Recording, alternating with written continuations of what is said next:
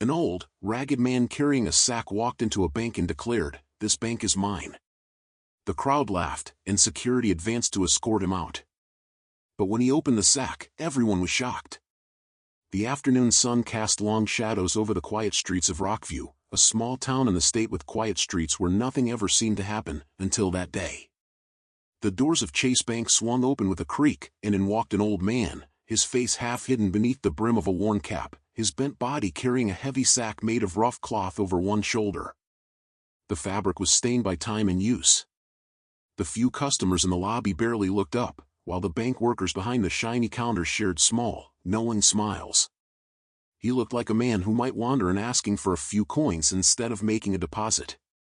But when he reached the center of the room, he lifted his head, revealing eyes that shone with a look that was hard to read, like strong hope or perhaps something else. "I am the owner of this bank," he said in a calm voice, even though he looked very weak. Silence filled the air for a moment before a small chuckle broke out, then another. A security guard smirked, one of the clerks tried to hide her laugh, and even the branch manager, a man in a neat gray suit, shook his head with amusement. But their laughter would not last.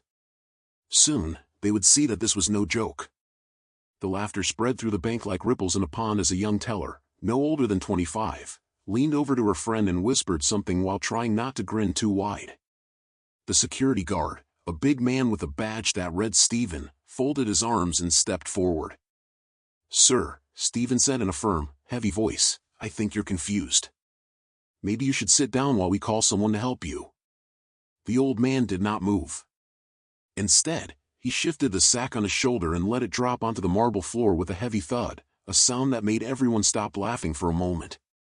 "I am not confused," he said, his voice calm but strong. "This bank belongs to me."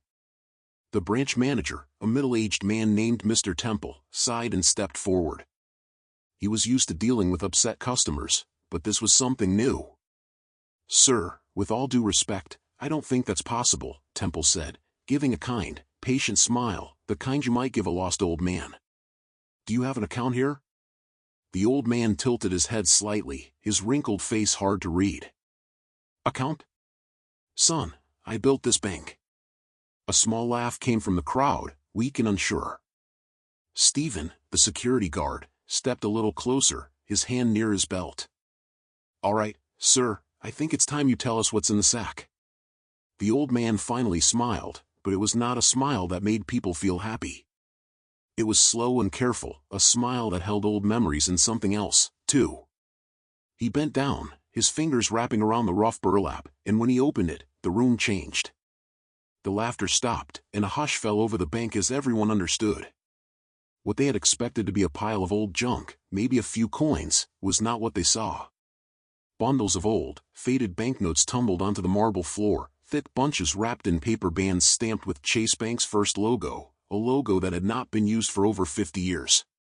A dusty ledger came next, its leather cover cracked with age, the pages yellow but still whole. The bank manager, Temple, blinked as he looked at the notes, his mouth opening slightly, his happy face fading. What is this?" he said, stepping forward. The old man gave a slow nod, as if he had been waiting for that very question. "Proof," he said simply. "Proof that I built this bank. That I owned it before your father was even born." Stephen frowned but did not move. He was not a banker, yet even he could see that those bills were real. Temple swallowed hard, his mind racing. "That's impossible," he said, though his voice shook. "Even if you had money from long ago, it doesn't mean—" The old man interrupted. "My name is in there."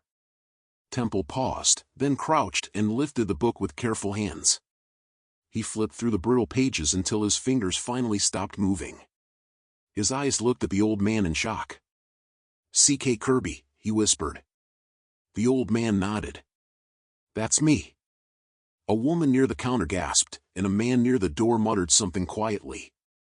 The name was not new, it belonged to the very first founder of the bank. But that was not possible.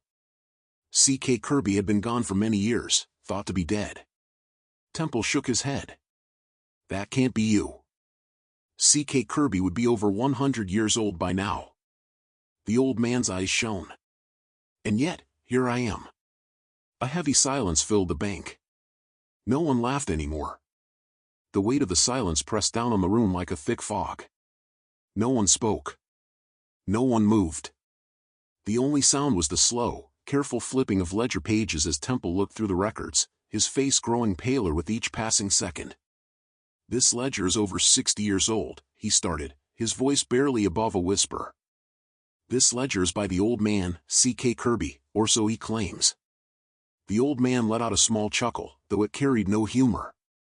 "Older than that, son," he said, adjusting his stance. "I started this bank in 1948 with my own two hands. And I ran it until the day they took it from me." Temple's head snapped up. "Asterisk took it, asterisk." Kirby nodded, his fingers tightening around the edge of the sack. "They stole it. Betrayed me. Erased me." He swept his eyes around the room, landing on the grand chandelier, the shiny counters, the fine marble floor. "They built this on my bones." Stephen cleared his throat. "All right, this is getting a little crazy," he muttered, looking at Temple. "Boss, you want to call the cops?" Temple didn't answer. He was too busy staring at the name in the ledger, the dates, the official signatures, the signatures that matched the framed documents on the wall behind him. C.K. Kirby was no myth. He was real. But if this man was him... "That's not necessary," Temple said slowly. He turned his attention back to the old man. "Mr. Kirby, if that's really you, what happened? Why did you disappear?" The old man exhaled sharply, his lips pressed together as if holding back anger. "I was betrayed," he said again. "By my own business partner, John Williams. We built this bank together. He was supposed to be my friend. But greed does strange things to a man. One day, he had the papers changed, convinced the board I was unfit to run things. And just like that, I was out. My name was erased. My life was ruined." A murmur spread through the small crowd in the bank. "But that was decades ago," a woman in the back whispered. Kirby nodded. "I fought to get it back for years. I fought. But doors kept closing, and people kept looking the other way. Then one day, I vanished. Because that's what they wanted, wasn't it? For me to disappear." Temple swallowed hard. "And now you're back." The old man nodded once more. "Yes. I'm back." His fingers tightened around the sack again. "And I'm here to take back what's mine." A chill ran through the room. Stephen shifted his stance, uneasy. "All right, sir, I'm going to have to ask you." Kirby reached into the sack again. People gasped. A woman near the entrance took a step back. Stephen's hand flew to his holster, but when Kirby pulled his hand out, it wasn't a weapon he held. It was a stack of papers, yellowed, stamped, and signed. Legal documents. Temple stepped forward hesitantly and took them from the old man's outstretched hand. His eyes moved over the text, and his face grew tighter with each line he read. Then he stopped. His hands trembled slightly. "Oh my God," he whispered. "What is it?" Stephen asked, still tense. "What is it?" Temple lifted his eyes to meet Kirby's. "These documents." He swallowed. "They show that you never sold the bank." Kirby gave a small, satisfied nod. "That's right." Temple shook his head in disbelief. "If these are real, then look at the framed certificates behind me. Certificates that bear the name Matt and Sons, the family that controlled the bank for generations. Then, this bank was stolen from you." The crowd murmured louder now. Kirby took a deep breath. "I spent my whole life fighting to prove it. And now, here I am." Temple straightened up, his mind racing. If the papers were real, and they surely looked real, then C.K. Kirby had a legal right to the very building where they stood. And that meant the true owner of Chase Bank was right in front of them. The people who had laughed at him just moments ago now stared in shocked silence, finally seeing the truth, and beginning to feel sorry. The weight of the moment settled over the bank like a big, dark storm. Soft whispers filled the air, quiet voices mixed with worry and uncertainty. Temple's hands shook as he turned the old pages of the papers, his heart beating faster with each signature, with each official stamp that proved what it all meant.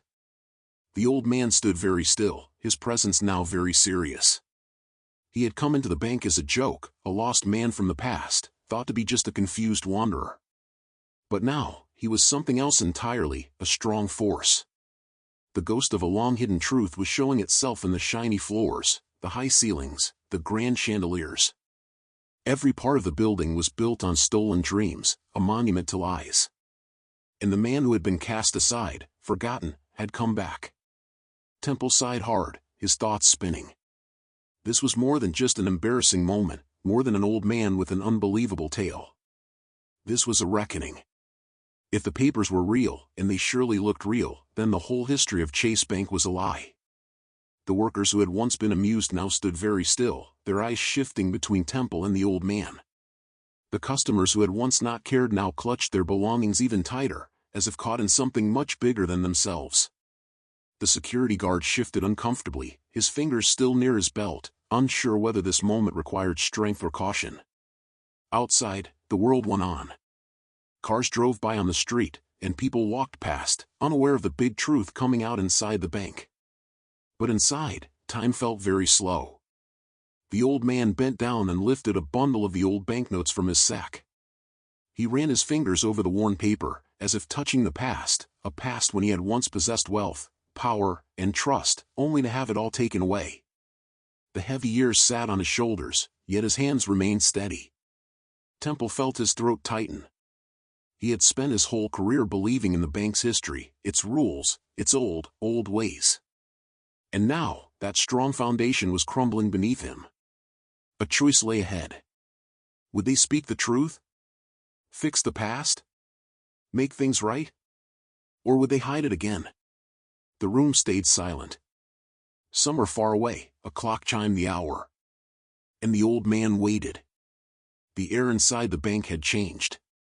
The laughter had vanished into quiet silence, a soft understanding that something much bigger than all of them had just been revealed. The heavy truth of history pressed down in that marble room, a reminder of a wrong that was many years old. C.K. Kirby stood still, his face calm, yet his presence strong. He had waited his whole life for this moment, not just to be heard, but to be seen. His eyes swept the room, taking in the signs of wealth, the shiny brass plaques, the heavy wooden desks, all on ground that had once been his. Temple swallowed hard. He knew what had to be done. His hands, still holding the papers, felt as though they carried the whole history of the bank. He turned slowly, stepping toward the back office. The board had to see this. And the lawyers would have to be called. But as he reached the door, he paused for a moment. He already knew how this would go. The bank's owners, the Matt family, would not agree. They would say it was a mistake, claim the papers were fake, and drag the matter through court for many years, hoping time would hide the truth once again. And Kirby might not have many years left. A soft murmur spread among the gathered employees. A few looked at each other, uncertain. Then, slowly, a young teller stepped forward. She bent down and carefully picked up one of the faded banknotes from the pile at Kirby's feet. She looked at it for a long moment before placing it on the counter, as if it was something very special. Then, as if that single act broke the heavy silence, another teller did the same. And then another. One by one, the employees moved forward, each placing a piece of Kirby's past onto the counter, his proof, his claim, his legacy. Stephen, the security guard, shifted his weight but did not stop them. His hand, once near his belt, now rested at his side as he offered a small nod toward Kirby. The old man watched in silence. He had no more words to say. No more battles to fight. He had come with nothing but the truth, and the weight of many years behind him.